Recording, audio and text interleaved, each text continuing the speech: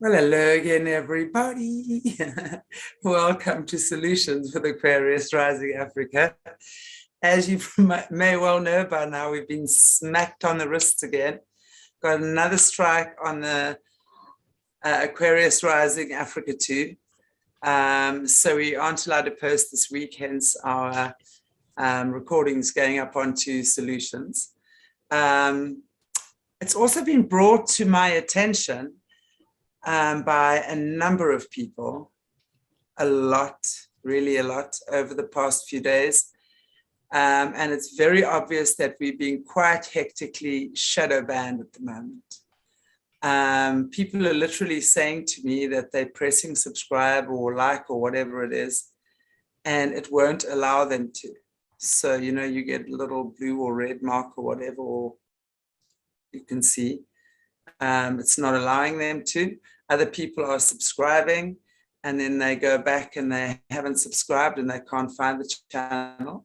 A lot of people are finding it very difficult to find the channels as well.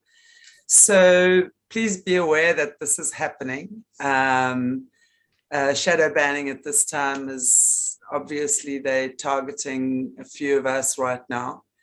And that's okay, because what's happening is it's really inspiring us to be a lot more creative. So what we're doing actually is moving the main channel of Aquarius Rising Africa over to Rumble. So please go and Mornay will leave the link right now and in the chat, and we will be using Rumble as our main channel from now, although we will be keeping this channel, but we'll probably just be doing intro videos or recording on live, deleting, and then putting the other one onto Rumble. So we will still be here. I just don't want us to get struck down again and we lose everyone again. So please find us on Rumble with Aquarius Rising Africa, as well as, we haven't had any strikes on Solutions yet, so listen to me. But I think this is a different type of channel anyway. We don't really talk about such hectic things. We really look at the solutions here. So, but still, you never know. So yes, subscribe and please share, subscribe. Just don't give up. Just, as long as we are all getting this information out there right now, because as we know, this is it's an information war. The internet is the what do you call it? The war field. Don't know. It's the wrong word, I know. And it's information. So clearly they don't want us putting the information out there that we are. We know how this works. So when this happens to our channels, we know that we are putting stuff out there that they don't like us to put out. So it's all the more reason to watch it, to share it, to subscribe, to get the knowledge out there, and to as many as those who will listen, and even those who won't listen, planting a seed. So these are crazy times indeed, and that's enough from me for one day now. So I want to just say welcome to, as always, our gorgeous Mornay. And Tom ALTHOUSE, good to have you back. Tom, welcome. How are you doing? Thank you. Great. Invigorated again. So yeah, I'm definitely enlivened. So good to be here. Cool. Great. So we were actually just talking a little bit off air as well about the whole shadow banning thing and having a couple of conversations, and they really came up with a wonderful topic for tonight's conversation, which would be the art and creativity are the things that will really turn things around. And I have to say, I so agree with that, because, I think literally just it's been indoctrinated into us that artists and creative people, there'll be one in a blue moon that becomes successful. And if they do, it's really after they're dead. And so they don't really get to reap the benefits of their work. And that's been indoctrinated into us for decades and decades and decades and centuries, And how many kids are discouraged by their parents when they want to study art or study acting or do something creative, no, that's not a real job and what have you. So we've really been taught that that is kind of a substandard way of earning a living, according to this great Western intellectual corporate monopoly that we now understand who runs it and who controls it. So it makes perfect sense that they would try and diminish the power of creativity and artwork. And just before I hand over to you, and I'm going to now because I know everyone is here to hear you, Tom, but I want to just say this because I've been saying this for such a long time in the programs that I teach. One of the most important things that my students have to do is tune into their creativity again, whether it's writing poetry, singing, writing songs, painting, doing pottery. But that part, because we've been taught, as I said, that creativity is really a waste of time. And now I'm too busy. Oh, you must be joking. I don't have time for that. Da, da, da. But it is an essential part of our energetic makeup. So when you refuse to be creative or you shut that down, it's literally like cutting off a limb. So for sure you can operate without it, but you're not going to get the full experience of life. Mm-hmm. And your creativity opens you up to the voice of God, to listen, to feel, to be inspired, to grow, to act, to do, to change, to feel. This is where our inspiration lies, is within our ability to be creative. And every person is creative in their own way. Mm-hmm. So I love the topic tonight because I really think we're onto something here. But anyway, enough blah, blah from me, Tom, over to you. And by the way, before you do, we're going to teach you how to greet our viewers in Afrikaans. Okay. Oh. So, yeah. So it's morning there with you. Okay. But you must say, before you go, you must say, Goeienaand, South Africa. Goeienaand, South Africa. and Goeiemorgen, America. Goeiemorgen, America. Awesome. That's good. South Africa and good morning, America. Awesome. I love that. It's a new language. Oh, that's funny. Tell me good morning again. Tell me good morning. Goeiemorgen. Goeiemorgen, Hera, right? Something like that? Yeah, it's just Goeiemorgen. Goeiemorgen. Goeiemorgen. All right, ready? And then you say Goeiemorgen, America. It's like you. Okay, it's just all right, here we go. I'm gonna do this one time, just for the movie purposes. All right, Goeiemorgen, right? Right. Okay, ready? Here it comes. Goeiemorgen, Vietnam. Beautiful. Okay. And whatever movie you're putting that into, I'm gonna love it. You gotta put it in something, right? We're more of Vietnam, yeah. Beautiful. Okay, so now that you've greeted, you've sent warm, hearty African greetings across the globe. Now I'm definitely handing over to you. All right, great. Well, one of the key things in creating, like I was history, art, and performance. I wanted to mix all three, bring what's real to art through history, not tainted, changed, and just smudged, muddied, but actually make it so that history becomes fascinating. You live and breathe those times. Now we're having that with like virtual reality, things like that. We can actually almost immerse the neural link idea from the Immortals, that Elon Musk was given. That is also where something they have immersion into memories of others and things like this. The main thing with art, good art a lot of times, is the ability to be vulnerable in your art. Vulnerability in performance and art draws people in. They see vulnerability. A lot of times people are drawn to that kind of performance with layers of vulnerability and positive things, just brings people in. they're fascinated by it. You know, you watch crowds of people respond to certain events or certain things when they're personally there. Just maybe just a child speaking up in a crowd, or a certain real felt situation where people just, they'll tune in. We're wired that way. And so when you do vulnerability and look at vulnerability, what does that entail? What does that mean? A lot of times vulnerability has compassion in it, courage, the ability to let down all your shields and armor and just come out and be raw you, in maybe a gentle way, feeling way. And that's something that's been stripped from our society. The higher ups that control this game right now, or at least they do, they think they do, they want to get rid of anything that draws attention off themselves or their agendas or what they want.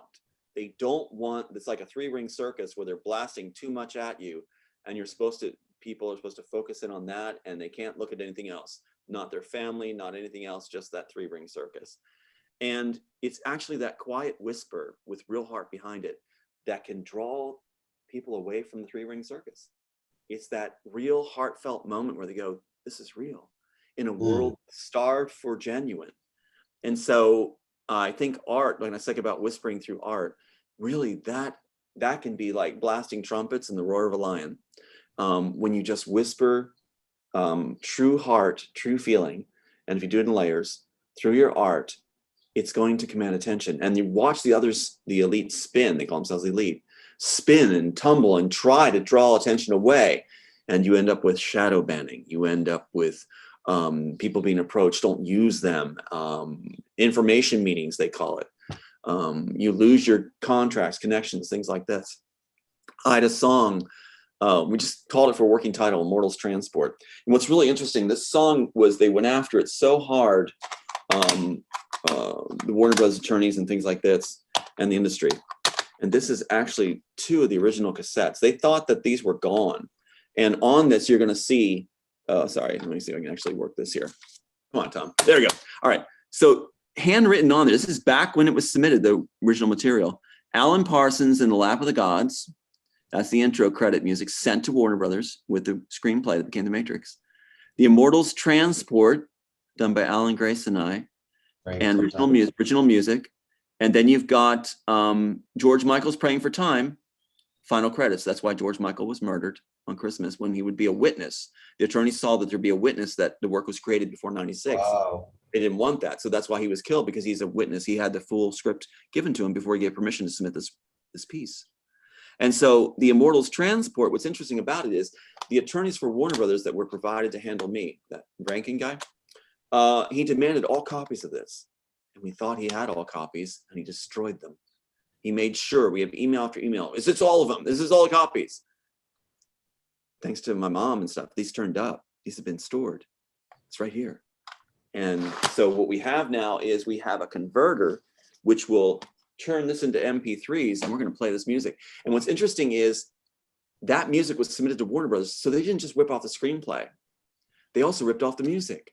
So that piece that's 2 minutes long, which is just, I love the piece. I like art that provokes imagery, music that provokes imagery. That's a universal language then, right? If it provokes imagery, cross-cultural. Yeah. And so what happens is this music now is going to be played, and we find out that Yanni, under the Warner Brothers label in 93, when that was submitted, it was given to him. It was given to the artist Yanni, who then used my music exactly for his winning album. And so Warner Brothers corrupts absolutely. And so that's what happens. So Yanni's there with his long hair, and there's my music being played on his album in 93, after I was submitted by James Boyd in 93. And that's why they're so concerned about this music, because this plays it through. In fact, the attorney that was provided for us said, that music's going to blow it open. It's going to blow it open. And was demanding, even doing things like, I want our sons to play together. What's your address? Where do you live exactly, so we can come there and have them play? Why do you need our exact address?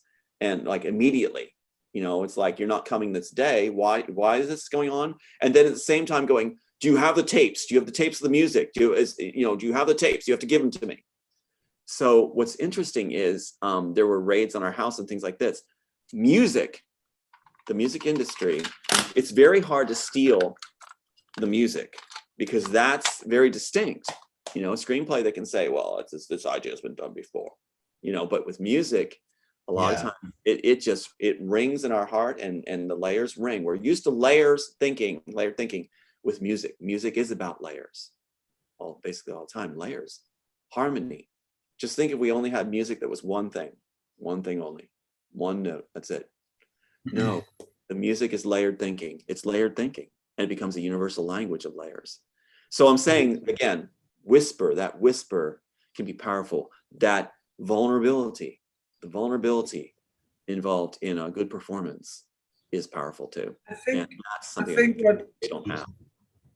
I think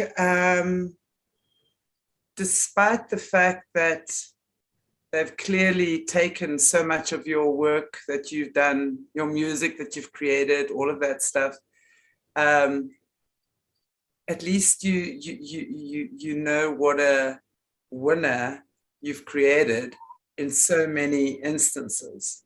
So you know, through that, there's that you'll always know that you did it, you created it, you are the, you know, the source of that, even though they might be trying to take credit for it left, right, and center, but in your heart, in your being, you know that. And obviously, if they're playing your music and stuff, there's a lot of people out there that are already appreciating that. And I think, you know, music is such a beautiful thing to appreciate because sound is such an amazing healer. I think, you know, we hear so many stories of people that have had horrible things happen, bad accidents or whatever the case might be, and they've done amazing healing physically, emotionally, mentally, through sound, through music. And it's been incredible. And obviously other things as well. It all works together. But this is what I'm saying, you know, without the creativity of the people creating this music, we would never know that. And that's what I'm saying. Music is a healer. So to turn this whole nonsense upside down, and we see the things that the music or that the powers that be have been suppressing in us. So everything they've tried to suppress, we've got to really turn around now and say, screw you, buddy. I'm doing exactly the thing you're telling me not to do. So now I'm going to be creative.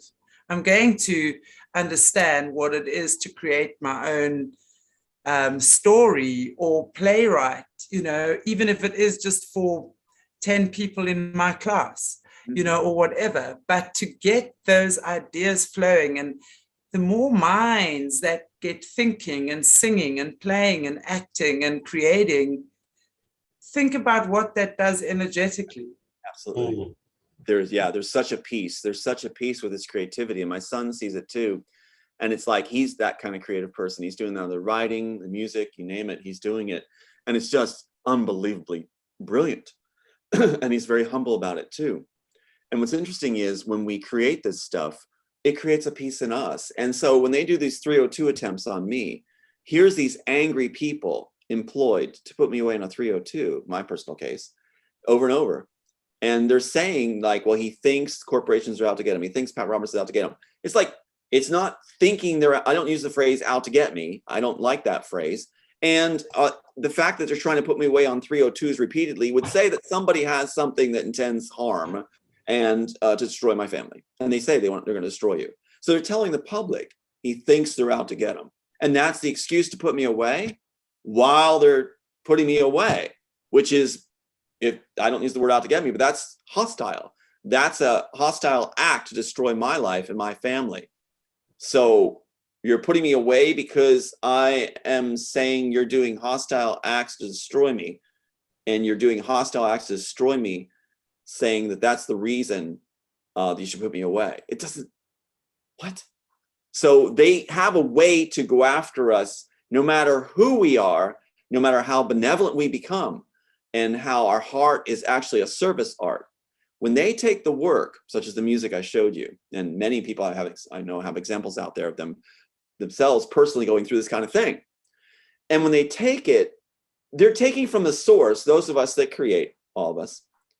And we're doing it often as a service because that's, well, a lot of good art comes that way. That vulnerability, that compassion is also translated into, I was thinking the other night, I like to do performances or auditions even where it does a service, where it affects people in a good way or gives a good message or makes them rethink things. That's part of why I'm going to get up there. And so think of it this way, a child in need, we're making a gift for that child in need. We're kneeling down to give that gift to that child in need. It's ripped out of our hands, and the industry is dangling it in front of the child saying, you want this, don't you? You want this, don't you? And we're the ones that made it for that child. And the child doesn't get to see us because we are slammed away and put away while they're taking our own children. It cannot be worse than it is at this present day and time because they're pushing for their final solution. They like to use that phrase, final solution. But you're right, whispering through art, creating through art, that's what they fear most. And notice they keep taking it. They keep taking it because they know that if a successful piece in art world, in film world, what they say that the work now is the greatest sci-fi concept ever, that means people are going to want to listen to you. How did you come up with that? What were you thinking when you created it? Well, thank you for doing it. You know, you go to a restaurant and who is that guy? Now for us, it's not about celebrity like the Wachowskis were told by Dina Laurentiis. You'll have beautiful women and money and fame. Oh, great. We haven't succeeded at anything. Let's have that. They don't have no body of work. They don't have body of work. But for us, it's about what they should be saying to us is you'll be able to make a difference in the world. Ah, that means something to us. You'll be able to help children. Ah, that means something to us. You'll be able to make a better world. But what they approach us is said, you may not get much credit for it. Your life may be the same as it is. All you're going to get is making a difference in the world. Okay, great. I'm in. Let's do it. You're not going to hear that from them. So yeah, total difference. I just want to add. Sorry, Monica. Yeah, I just want to add there when you said like they're holding it in front of the kids, like, yeah, it's like they take all these great ideas that original artists that are vulnerable, connected, inspired. They take those ideas, they take what is catchy, and then they dumb it down and put their stuff in there. Like with the Matrix, the Immortals, they took away the whole relationship with the daughter. You know, which is so cool. So they like take what is good and lure them and then put their like agenda underneath so that they can manipulate, control, and deceive the nations or the people, anything like that. So they can't create something awesome. They have to like take people with original ideas and then suck the blood out of them and use it for their own agenda. You're right. They're predators. That's the whole thing. You look at as well, I mean, I'm just sitting here thinking as you guys are chatting, I've read so many stories in the past I remember a woman writing articles somewhere claiming to have designed certain, I'm not sure if it's swimwear or underwear or something, and having taken their designs to certain fashion houses and they turn it down and the next thing their design is in full production, you know. So they're doing this all the time to the younger or to the, especially, you know, I think, Tom, for you in your industry, it's and obviously the levels of popularity and fame that your work has reached is unusual for the average person. My point is that the average person is also having this type of stuff happen on a daily, regular basis. Right. We know that the Lucys can't create. We know that they emulate. They don't create, they emulate. So as you said, they can't take, they wait for brilliant ideas, original ideas inspired from brilliant young artists or writers or actors or whatever, the designers or creators, and then they suck that and make it their own. So this is the problem. But, you know, for me as well, when I look at it like that, we understand that despite anything, that work, that creation will always be coming from, in this instance, you. No matter what they say, that is always your work and your ideas. that's going out into the masses. Half the people don't even know who creates what anyway. So I think it's good, and you should feel proud just for that anyway, for the level of popularity your work, and the acclaim that your work has reached. But absolutely, and I feel what is really important is that you obviously need your credit. You've got to be credited for what is yours, but I still think it never takes it away from the fact that it's yours to begin with. Yeah, well, like you said that. And one of the things we seek too is we create a lot of times to serve and to connect and to bring others together, to enjoy the connections. And when I don't mean corporate connections, I mean humanitarian connections, feeling as a body of a life force of humanity. And it's like, and even of animals, connecting all that love and caring. And it's like, that's why we're actually doing it. So one of the main tactics is to shred us of that, to take that away from us, to isolate us, alienate us, and mock us, and turn loved ones and buy them and use them against us, and have these meetings and information meetings, they call it, where they take your jobs and everything else, anything to make a living. And so that you can't even enjoy connections, they think. And still, like the Grinch that Stole Christmas, we're still that little village, still holding loved ones, and the terror of all that and the horror of it, still connecting with each other, still having beautiful relationships. My son's 15? We just watched the show yesterday, had deep discussions, all that stuff. We hang out all the time. His friends will call and it's like, hey, Tom, yeah.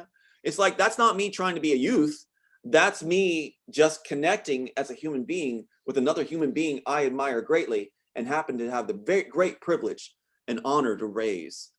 And it's like, that's how I feel. And what Mornay said too, going back to that thing where, you're right, they strip the carcass of the work. So they take out, that's how they steal it. They strip out the ideas they think are great and take them. And they, like you said, they ruin the story. The little girl's out of my particular piece.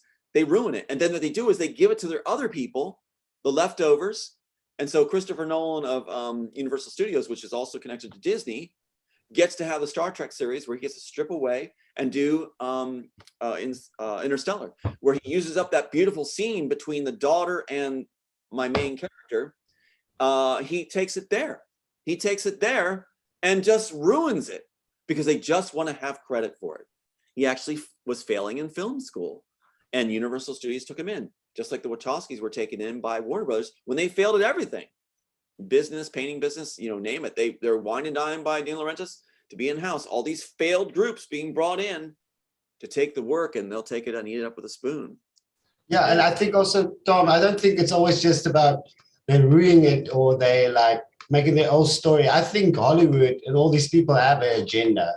They've got an agenda. There's a certain message that has to go across. That's right. And maybe not all the people are aware of it, or all the directors even. I'm not sure. Maybe they are. But there's just a certain narrative that has to be played out in Hollywood. That is like bling, bling, tits, bam, bam. And they will take something that is so heartfelt, which real creative people will get, something that like real stories. They will take that essence to captivate people. And then they'll like ruin it by taking certain things out, and just another way of mocking God's creation. That is brilliant. Another way of mocking God's creation by captivating them with God's creation and then putting their own dirty ideas and thoughts and things. Brilliantly said. That is so important. I mean, you could repeat that over and over. That is so important because in my situation particularly too, as I look at it, it's like Darling in the Franxx. That's Warner Brothers' take on the Immortals after they had all the notes and everything, and in Unfair Court Process. And then they had Joel Silver with Altered Carbon. And what they say about Altered Carbon, they're taking these great ideas, the greatest sci-fi concept ever in the world, they said, which they said again was the rich have immortality, the poor is used as pawns. Right from my work. Rich have immortality, poor is used as pawns. And so what do they do to it? Just what you said.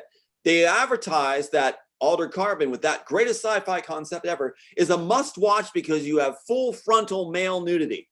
Oh, great. So that's how it's just what you just said. And then Darling in the Franxx. What is Darling in the Franxx? Again, the rich have immortality in the future. The poor is used as pawns, right? For my work, after all my notes, what do? For the youth across our planet, they show the young girls in up butt positions for sex with the guys behind them in the sex position to drive the engines of the ship, and they light up and go, oh, as they get moved by the sexual positions they have to use in order to fly, while old men leer in and watch them. Way to go, Warner Brothers. Way to go, It's so subliminal, but if you're a horny teenager or something like that, you will catch it immediately. It's like, it's so inbred, it's like crazy. But I was just going to say, if we take the inverse of that, how many times did creative people's ideas that they used actually woke people up? Or maybe it's like, it's like backfired. It's like, how many of those songs and scenes maybe even did like the opposite of what they expected, where the creativity shined through the movie and people actually woke up. And it's like, okay, and they forget about all the other things. So I think, I agree. So important points. And that's what it goes down to. They panic on things like this. The music, they demand, where's the music, where's the music, where's the music? Well, they're saying there's no story here. And they're demanding this, even though they throw court cases, they're like, we have to have that music, we have to have that music. So they panic when they can be revealed, because that means they won't look so cool, successful. They're revealed for the little crying little babies they are, that had to steal work in order to, quote, matter. So that's the thing. And then the whole world turns upside down, the pyramid inverts. And who's leading the way? Those that are creative, that actually had the ideas and the heart behind the work. And there's many of us. Yeah, my piece took off. I worked it very hard and it took off. And Bonaventura, when it was pitched to him, said he couldn't. He's just revolutionary. Oh my God, we're making this and this. That's why the studios did all their takes on it. But you're right, Chantelle.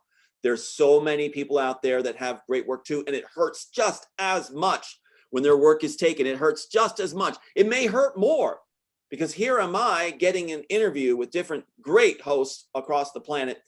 Great. I'm getting airtime to be able to explain my story. I have sympathy thrown my way and understanding thrown my way. We're going to make a documentary. We're going to get this out. I'm going to try to help these other people. But it's hard if you're in your living room watching somebody get to speak about their situation. And it's like, they never have a voice. Their work was taken. They don't get, and it can't be compared on degrees, because that was work from their heart, that was beautifully done, that meant something to them, that is beautiful, and the world is missing it. The world's missing it. We need their work.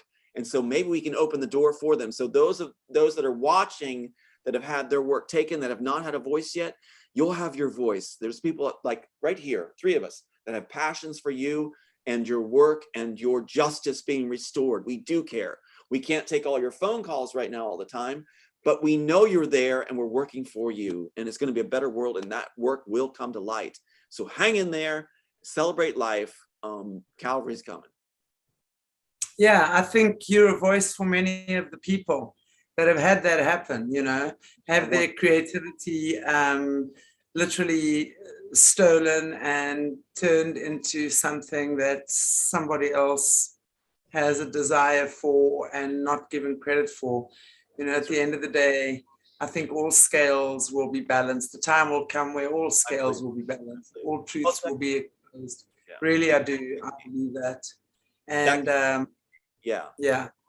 So I think, and it's wonderful, Tom, that you are doing what you're doing, creating documentaries, creating awareness around this, using your voice, not just for what's been happening in your situation, but also for, as we said, so many other people who've not had the platform to speak about their stories and stuff like that, but have had these things happen. And as you say, just hang in there.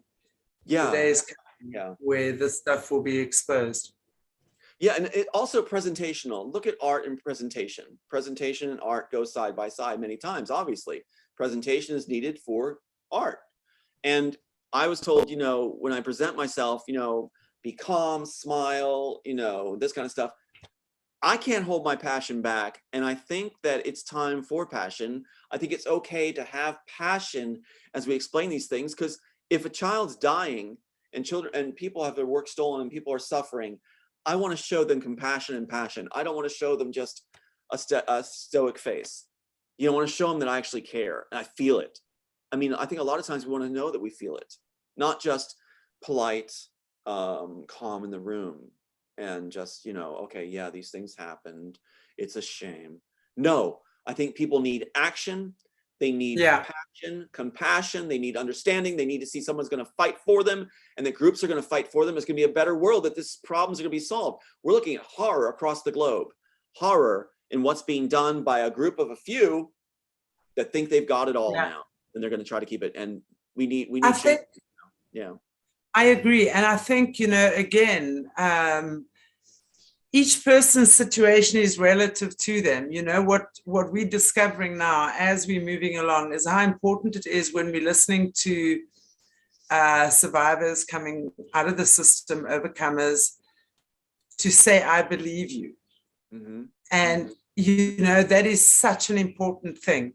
But that's also what I'm saying, you know, I'm witnessing the healing that's occurring through these experiences, and how one person kind of gives another permission to use their voice and tell their story and share what their experience has been.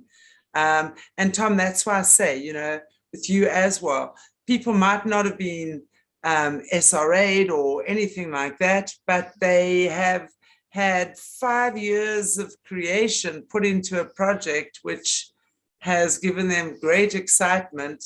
And I mean, I know someone personally who that's happened to, by one of the big rugby organizations in this country. So, you know, they work on stuff, make it happen, do stuff, and then the next thing their stuff is used and they've been turned down. No, not that whatever, but then the next thing, there you go. And the next big Curry Cup rugby season, their product is. And no one listens. No one actually cares. You know, it's like, oh, shame, I'm sorry to hear that, boo-hoo. But I think for every person who that's happened to, it is such a betrayal. It is such a frustration.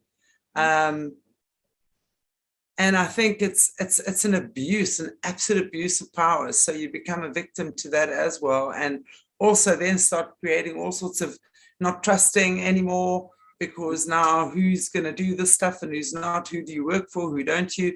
It's all of this divide and conquer, isn't it? It's just really creating this uncertainty and and really just underplaying creativity. That's right. And what they do is they ride you the entire time. There's so many people, the majority of people out there that have this happen, have sucked it up, suffered through it, and remained silent because they're like, okay, they're told just go on with your life.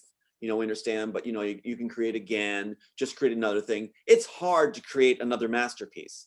It's hard to create something that's like telling Shakespeare, you know, well, just write another folio. It's like, no, what you did was you poured your heart. These are basically your children. The creativity becomes so part of you as a gift to a world that it's like family to you. It's part of your life. You know these characters, you know this, and you know this story. And to see it badly done by people who failed and then boast and brag and say they're going to have beautiful women through it and money through it and fame, that's not what it was written for. It was written for a world to bring connectivity and people together. And so many people go quietly on. And I know so many myself that have been quietly, they go on.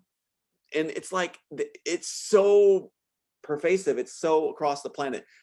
They're predators that prey and strip the carcass of beautiful work and divide it amongst their friends. Here's a piece, here's the head, here's the tail. And they take it and they use it that way, and they feel they can rip it off that way and get away with it. And the world is missing out. And you hear the people go, did you watch that film? Did you watch that series? It's loaded with our stuff. And then they go on and put our personal stuff in there too. Like, I don't know if I told you about the birthmark in Game of Thrones. You know, the birthmark. That's my birthmark. That's the color of it. That's the shape of it. That's the placement of it. That's an identification factor for a dead body. And so there's my birthmark on the Knight of Flowers. And he's in bed with his leg up showing it. And that's my birthmark. And then the queen, the redheaded queen, my sister.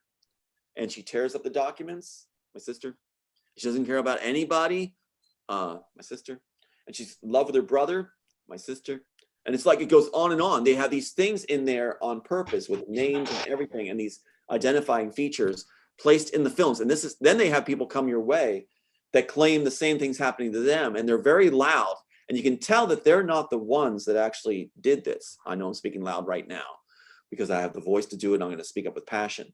But people that contact you personally, and they're talking how they had this happen and they had this happen, and none of it lines up. None of it makes sense. It's simply a tactic the other side uses to say, look, you look crazy.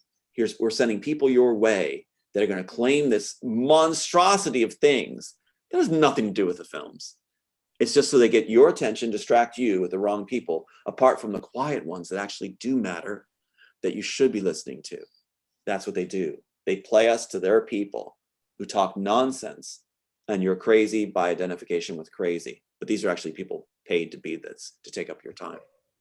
And it puts you in a very interesting situation where recently now I've been saying to people who call and do this, I'm sorry, I'm not going to believe that you're Jesus's brother. No, I'm not going to believe that you're actually Christ and you send the material through me. These are players paid to say this. One of the main player organizations that is working with us, that works with the FBI, this guy is saying, this Royce guy is saying, find anything you have in Tom, destroy his life, blah, blah, blah. And he's saying to me, it said to me, I am Jesus, and I channeled that work to you. It's actually my work. So he called his group the Immortals Remnant. And he had his group, a group of researchers and ex-cons working with the FBI, trying to bring me down and contact any hosts, and still doing with our documentary team, multiple contacts, Royce Babcock, to them, saying, don't use Tom while he's claiming to be Jesus and lists himself as the Morpheus. They do this. They infiltrate your world, and they send these people who act crazy working for the FBI. And then you're supposed to be eliminated by people who are considered agents playing as homeless. They want you to give a bad ending. It is a sick game, and that's why they call it Game of Thrones now. So 48 Ways of Power. It's art imitating, or life imitating art. That's what it is.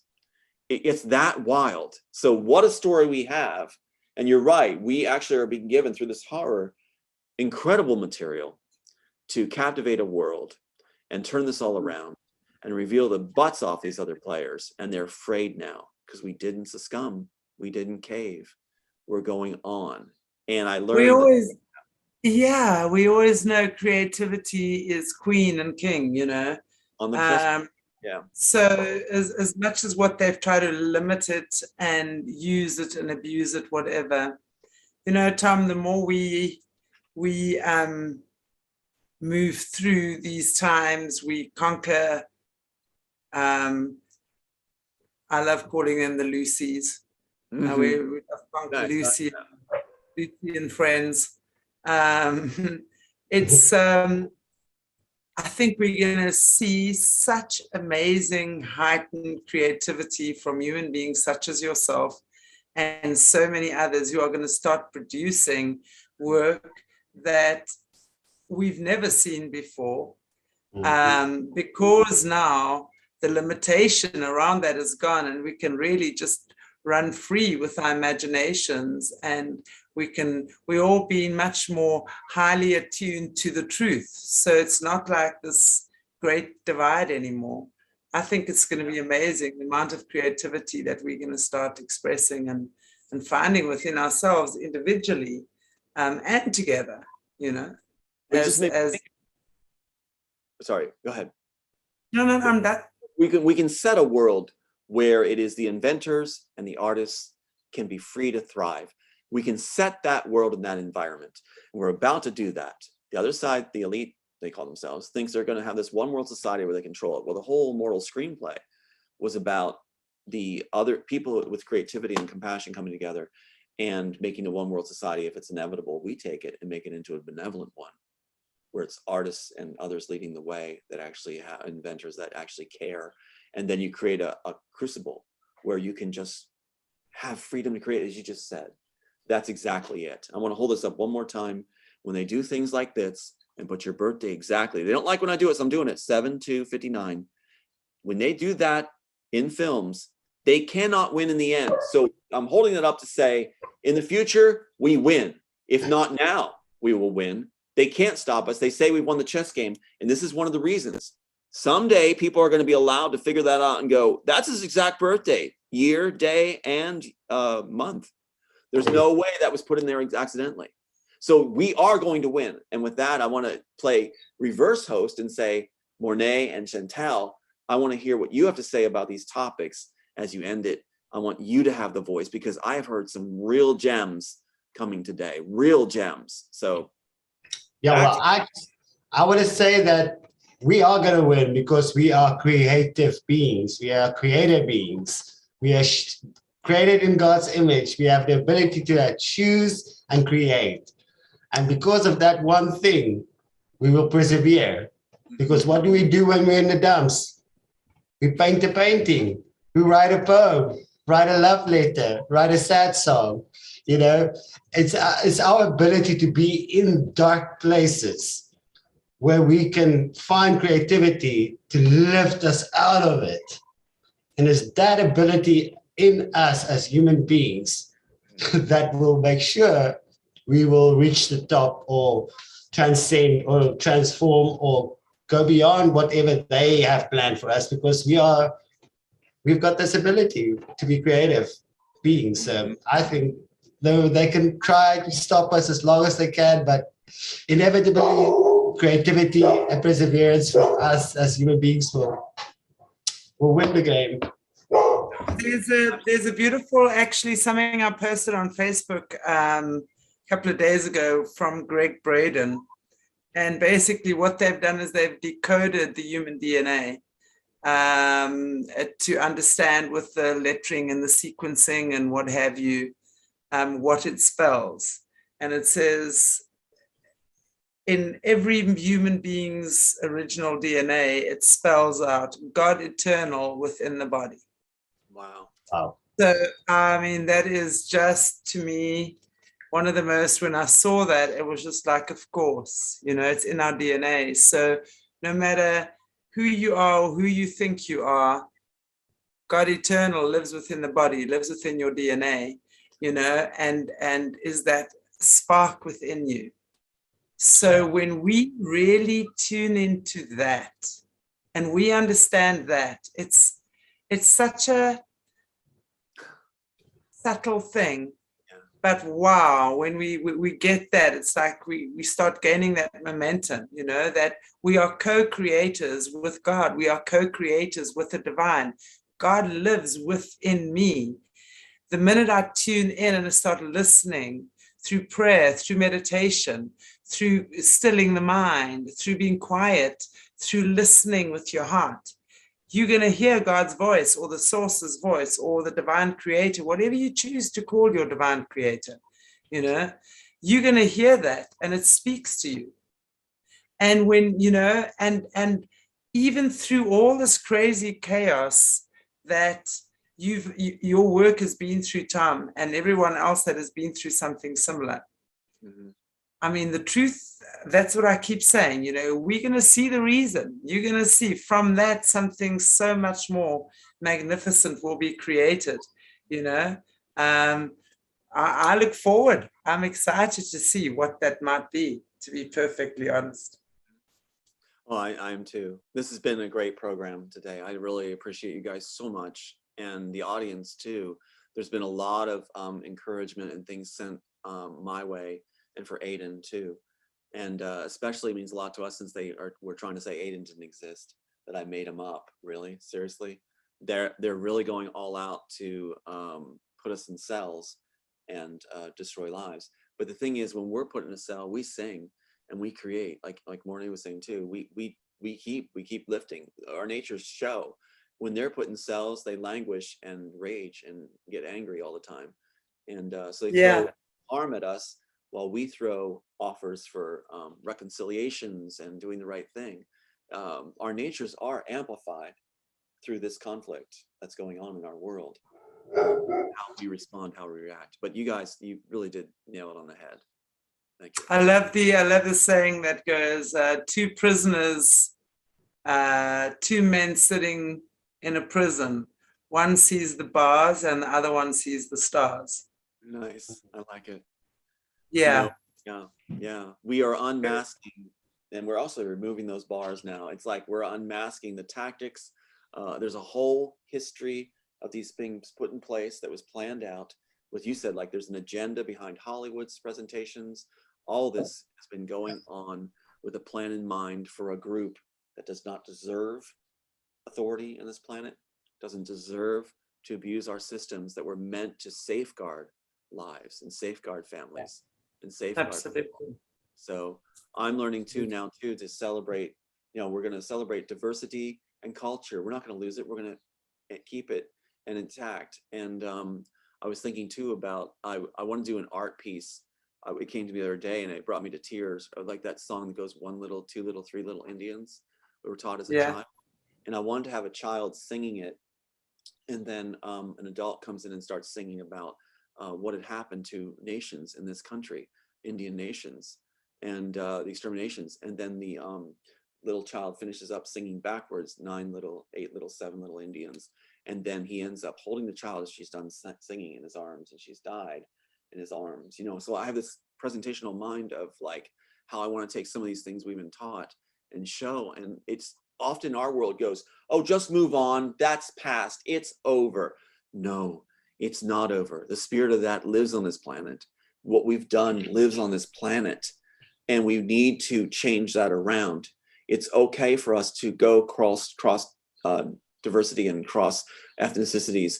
Many of us have mixes in us of all sorts of ethnicities. It's getting ludicrous to claim that we are certain ethnic groups. That's stupid. That's media. That's politics. It's the elite using that. I have all kinds of ethnicities in me. I could sing the song from Old Man River. I can sing that. I've done it in auditions, and I can sing it with passion and feeling. I was part of African-American programs, actually, as playing mulatto. So I have Line of King of David. So it's like I have everything. This is stupid to say that we're different races, and no longer should we have on forms fill out Caucasian or Hispanic. Forget it. What are we doing? We're no longer should be categorized. Let's enjoy being everything. Let's enjoy being connected humanity and stop these boundaries that are imposed on us by the media. That's a whole other topic I know I'm segued into, but I think that through art, again, going back to your original topic, through art, we can bring these forwards. And at first there may be objections. You can't do that. You're not dark enough or something they could say. And there's some people get hostile sometimes. It's like, my DNA is of many, many mixes. I can do whatever I want to celebrate diversity and different ethnic groups, and no one can stop me.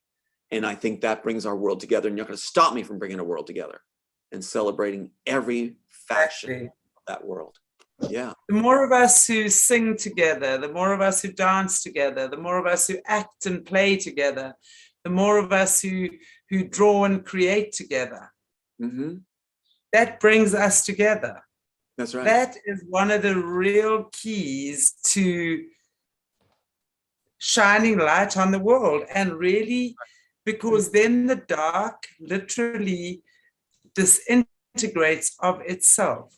Mm-hmm. So the more of us who start enjoying our God-given gifts, mm-hmm. and our birthright to be happy, to play, to create, to sing, to dance, to enjoy our lives, to feel safe, to feel trusted, to laugh, to sing.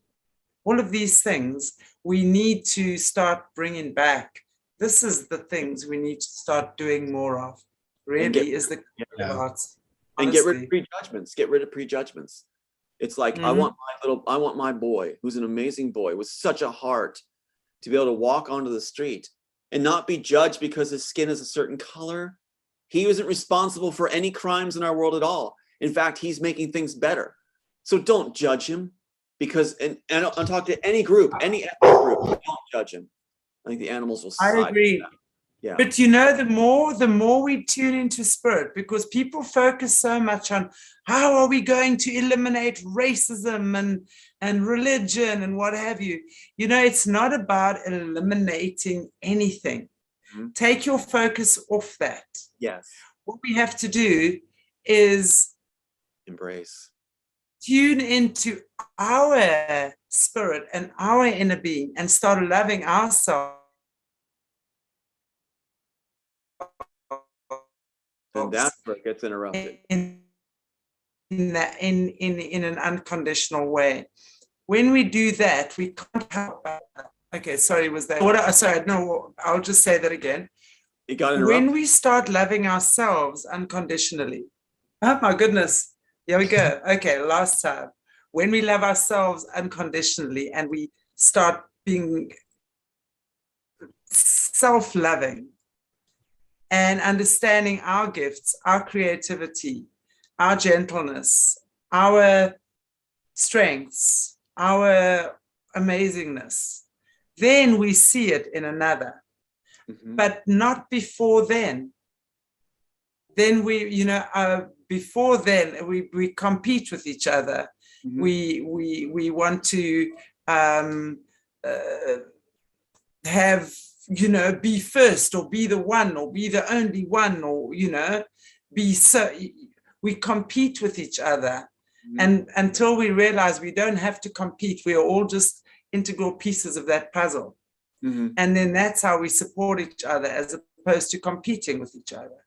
But that takes the steps of looking at yourself, taking care of yourself, understanding how precious you as a human are, what your gifts and your abilities are. When you start doing that, you start having a very different outlook in life.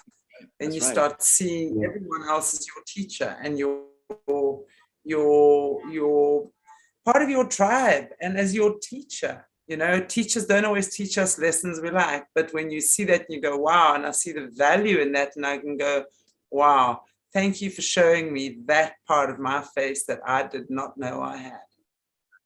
Well, you're the one who wins the prize today for upsetting them and having them interrupt you, because you were heavily, heavily interrupted during a lot of your talk. And that they're so stupid, this other side of the elite, because what they do is they watch your program, they watch it, and they will try to interrupt it while it's going on. I know this personally, I've been told. And so what happens is they're stupid because they reveal what they're most concerned about, which means we can focus on that. So what they just revealed too was that the media, that control of racism and things like this is very important to the media. That's one of their main tools to disrupt this world and send us down a bad path, where what we can do is just go on the street, into the marketplace. If you see somebody of a different ethnicity, compliment them, lift them. Compliment. I do all the time. It's like, just do that. Let's break up their system of this game they play, where then they just revealed to us one of their biggest cards they don't want to lose now is that racism card. And it's like, well, a lot of us just love life and love people and love children, and we don't care. It's like they're human beings in front of me, and we love them. Those are animals. We love them. It's like saying that we're no longer going to love cats universally. It doesn't work. We all are living beings. We all have beauty. It's like, and we're all going to end up mixed, different genetically, and it's beautiful. That's what we're going to be. And Time did an article, I think it was Time, where they showed what the future might look like with all races mixed, and it's the most beautiful individual you can imagine. So we're headed to a great world. I have no doubt about that. Yeah, I'm sure. No doubt about that whatsoever. I just wanted to add, Tom, you said earlier as well, creativity is a way for us to connect. It's how people reach out to connect. So even if you still haven't found that love for yourself or appreciation for yourself or something like that, by writing this little song, maybe for a girlfriend or a friend, or drawing this picture and opening up that vulnerability, you're not only at that moment connecting with yourself for the first time on a certain subject, you're also sharing it to somebody else. So that basically just brings people together, and they understand, and now understand you, now suddenly understand a part of myself. So that whole process of creativity, and that brings us together, not only with ourselves, but with each other. It's so, if I'm just thinking about it tonight, it's so more powerful that even I haven't even thought about. It's amazing how that power in our side of us brings us together. It's just amazing. And it's amazing because when somebody sees it in you, it's like a mirror to yourself, and like, wow, somebody's seeing it, and now I'm seeing it even better. And then you find a little more love for yourself. And that's why we need each other. I mean, we as human beings, we're like, no matter how powerful we could be, or like be like, we're all, you know, Superman, yeah, we are such suckers. We need love, we need attention, we're like plants that need water and sunshine and attention all the time. So creativity is such an insane, and it's not just drawing or writing. Creativity is so much more that people really understand. You're right. And a lot of times Hollywood's made that thought process. Yeah, the elite are trying to make it unreachable. Aiden, maybe that's why Aiden showed me this last night. There always is a reason, it seems. He showed me American Idol fails, like the most worst auditions. And a lot of times these people who fail these auditions miserably are saying, well, teach me, teach me. It's like they want to learn how to connect, how to have people connect with them. I think that's really what they said is very, very key. You've both been saying this. And I think it is like, that's what I saw in these auditions. And I'm cringing going, oh, if they were just shown this, or maybe, tried something different, then they can make it. So I'm thinking from the help them coach them idea as I'm watching this program he's showing me. And, it's very, very interesting that that seems to be the core of these people trying to win these auditions. And the process is that they want to be taught. They're reaching out. They're trying to connect. And often the elite will slam them down and send them off, slammed and mock them and things like this. No, there's going to be a time where we're going to lift everybody up. And if you have a passion for something, like I did with my child, it's like, if you have a passion, I'm behind you for it. For as long as that passion goes for it, we'll give it a shot. And if you don't like it, then you don't have to do it. No pressure. Only if it brings joy and it's a passion for you, go for it. And here he is with soccer, piano, you name it. And doing really, really well, and very, very attentive to his lessons. So I think this is wonderful what you guys have said. I think, we know the way open, and I think it's amazing that Chantelle was talking there, and just you got hammered on that topic. They're so stupid. They watch what you say, they watch your program, and they hit it while you're doing it. That's what happens when you're live. Especially on YouTube, they'll watch and they'll try to interrupt. Oh, no, what that said. They don't know what that said. Man behind the curtain. And you nail it on the head. They let you know which had the most effect. And so Chantelle, you guys did amazing points. Chantelle, you hit one that just got them all on their panties in a twist. Well, clearly I've been hitting quite a few balls out of the park lately, because everyone's getting all their knickers in a knots and their whatever in a twist. Balls of fire. Yeah, you guys have just been brilliant. I just really like what you've said, and thank you for being part of it. Tom, thank you so much for joining us again, and look forward to seeing you in, I think, 2 weeks' time again. God bless you all, guys. Take care of yourselves. And please, as I said in the beginning of the video, we're being hectically shadow banned at the moment. Please give us a like, a share, and a subscribe. Just like, share, subscribe. Helps us with our algorithms as well. Just get the message out. They're giving us a really hard time right now. Also on the Aquarius Rising Africa 2 channel here on YouTube, and then Aquarius Rising Africa on Rumble. We are making that our main channel from now, because as we know, at least Rumble, we're not being censored. They're not taking us down, but shoot, they're starting their nonsense there as well. So we will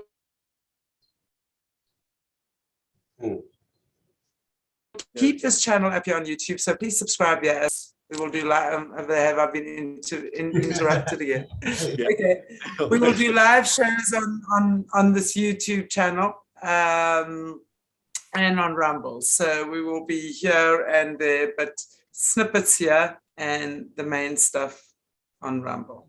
That's fantastic. So take care, everybody. God bless you all. Thank you for watching. See you very, very, very soon. Cherry bye.